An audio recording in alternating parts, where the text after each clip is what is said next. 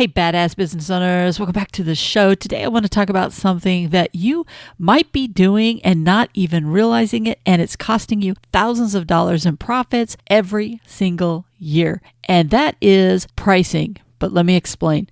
There are a lot of mistakes that we make when it comes to pricing, but one in particular is an emotional thing that we're doing, and a lot of times we don't even realize it. As you know, if you've been a long-time listener to the show, when I have a conversation about 3 times in a week, I know it's something that I need to talk about, and that is why we're talking about this today. For many of you, you have set your prices based off of what you think the market can bear. You feel as if this is the right price for what it is that you deliver. So you have set your price and you have built a decent business. But the time has come to where you know that you need to raise your prices, but you feel very uncomfortable with raising them because the thought that goes through your head is, oh, I don't think people are going to pay this price. Now, sometimes we'll justify it by saying, oh, I don't want to lose customers. But the reality is you have this fear that if you raise the prices that people aren't going to pay them. They're not going to be willing to pay them. But when you dive in deep into the reasoning behind this, it actually isn't a fear of losing customers.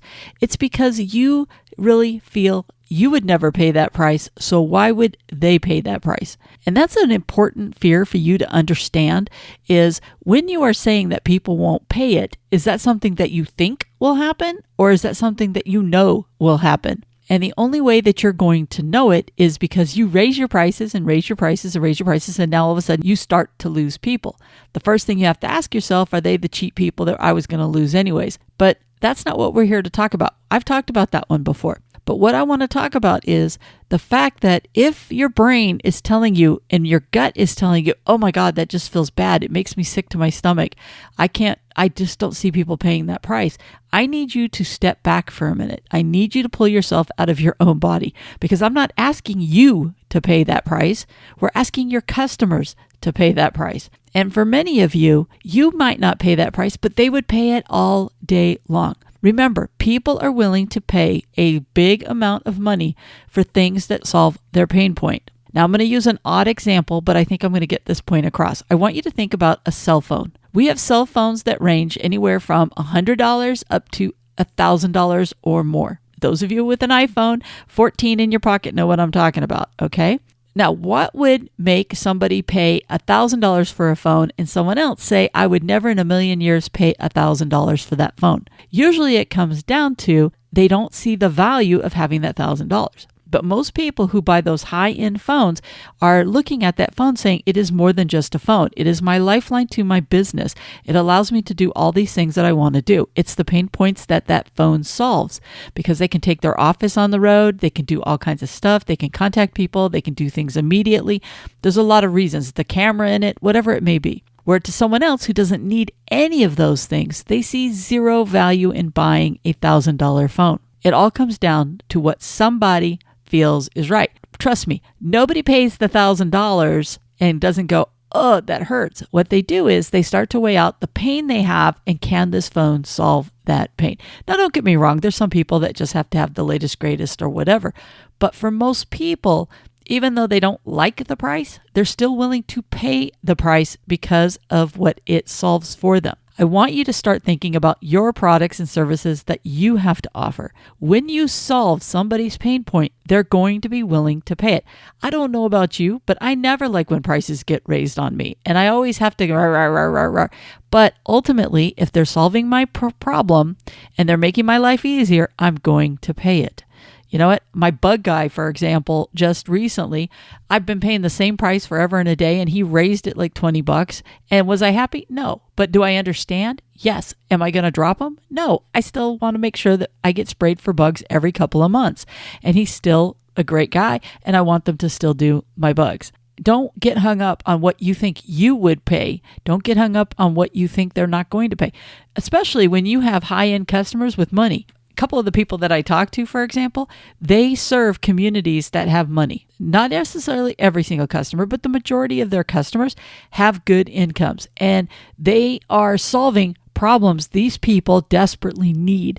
And these people will gladly pay that price. They're not going to lose those people. If anything, They're both probably underpriced, anywhere from $10 to $20, maybe even $25 for what it is that they offer. These people would gladly pay that. I know folks that do different services that go to people's homes, and the communities that they serve have good money. They're communities that need this service, but yet they're afraid to raise their prices. I promise you, you may lose somebody here and there, but the vast majority of your people are not going to go anywhere, because as long as you're delivering value that they feel is worth it, they're going to pay it. As long as you're solving a pain point, they're going to pay it. It's very critical that you do not let your emotions get in the way of you pricing. Just because you wouldn't pay it, just because it feels uncomfortable to you, doesn't mean that your customers aren't going to pay it. And even if you did lose a couple of people here and there, don't change their price. Start your new people coming in at the higher price if it bothers you that bad. At least start somewhere, and you're going to find that when people are willing to pay it and sign up really fast, you're going to be like, wow, I could have done this all along. Like I said, you can grandfather those older people, that's fine. But going forward, stop shooting yourself in your foot for all the new business that you could be doing at the higher price. But then slowly bring up the older folks into the new pricing structure if that's what you want to do. Like I said, cheap people are going to go away all day long. They were never loyal to you. They were loyal to your price. And if you're not making money on them today, what have you really lost? Nothing. All right. Let's say you raise your prices $20 and you happen to get $10 off of them now. You can lose one for every new one you gain, and you're still making the same amount of money. Part of the reason that we can't grow our business is because we're afraid to touch those prices. We emotionally have this reaction that I'm already at the top. And I call BS. And the reason is, I'll guarantee you can find other people in your community that are charging more than you are, and they have a great business. It's because they're not hung up on this whole price structure and what will people pay. For most of you, the only way you can grow your business is to keep doing more and more of what it is that you do at higher and higher levels. But there's only so many hours in the day. And you're not going to make the money off of it because you're going to be paying someone else to do it for you. So if you want to be able to grow your business and not hire a bunch of people, you're going to have to raise your prices, because that profit's going to have to come from somewhere. I want you to do an exercise right now. I want you to think about your price, and I want you to add $5 to that price. How do you feel right now? Now add $10 to your price. How does that feel? Is you're feeling a little weird, going, oh, I don't know if I can do that. It feels uncomfortable. What if you took it to $20 on top of what you did? How does that make you feel? Like you want to throw up? For some of you, that might be the case. You need to find a price that's somewhere between where you are today and where you think you're going to throw up. And by the way, if you think you're going to throw up, I want you to ask yourself why. Is it because you don't believe you're worth that amount of money? Is it because you think people won't pay that amount of money? Is it because you think you're going to lose people? Why don't you reverse engineer it? Why don't you take that price with the $20 on it and start asking yourself, what would have to be true for someone to pay that price? Maybe you just need to tweak something with what it is that you offer. Maybe you need to add something that takes like 5 minutes for you to do, but it gives $20 worth of value. I want you to think about your pricing differently. I want you to detach yourself from the emotion of what it feels like for you to pay that price. What would it take for your customers to pay that price? That's all that matters. It's not what you are willing to pay. If you want to have the cheapest and you feel more comfortable paying $40 than $60, that's fine. But what will your customers pay? What would it take for them to feel the $60 is worth it to them? And by the way, if you have tons of customers right now and they never leave, and you've got very loyal people, they've been with you the entire time, they are not going to jump ship all of a sudden because you raise your prices $5, $10. They're just not going to do it because they love you. That's why they haven't left in the first place. I know I'm sounding like a broken record, but I think it's really important that you take a step back and a pause and ask yourself, when you're looking at raising your prices, what is the real emotion going on? Is it the fear of losing them, or is it the fear of you would never pay that price, or you can't see people wanting to pay that price? Because if that's really where that stop gap is happening, I need you to pause and say, that's the wrong reason for me not to raise my prices. I understand that you have to be able to live with your prices at the end of the day, but there's nothing saying that you can't live with those higher prices by changing the value that you give. If you want to make more money, you're going to have to find ways to make sure that your pricing mirrors what it is that these customers are getting and how you're communicating it to them. But I promise you, majority of your customers probably make more money than you do, and they do not look at your price the same way that you do. You don't want the cheapest people out there. You will never be able to make really good money chasing people that only want the cheapest. There will be always somebody behind you that'll gladly pick up those people.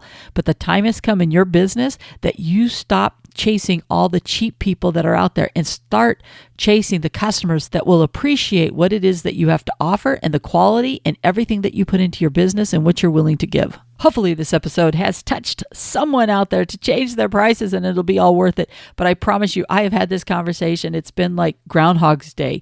I've had it so much in the last week, and I just want to make sure that all of you guys get exactly what you deserve for everything that you're delivering to your community and what you're doing, because I want to help you grow your business because you deserve it. And by the way, don't forget, if you want to learn more about your pricing or running your business, check out the YouTube channel in the show notes. And if you want to learn more about your business numbers, make sure you check out the Know Your Business Numbers course, where I'm going to help you really understand how you make profit in your business. With that, I am out of here, and I will talk to you on the next episode. Bye for now.